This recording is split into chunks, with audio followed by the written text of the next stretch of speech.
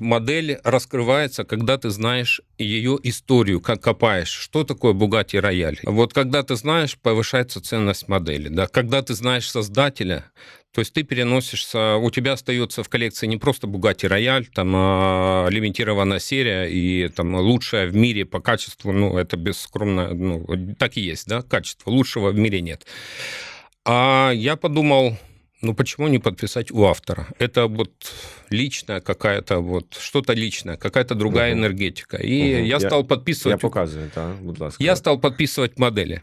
Забегая вперед, расскажу, что раньше Володя так не делал, и через какое-то время у него стали все новые модели, немножко там поменялась коробка, все, но у него мало того, что там, ну, там бирочка, этикеточка, все модели Да, у пронумерованы. вас 78 з 80.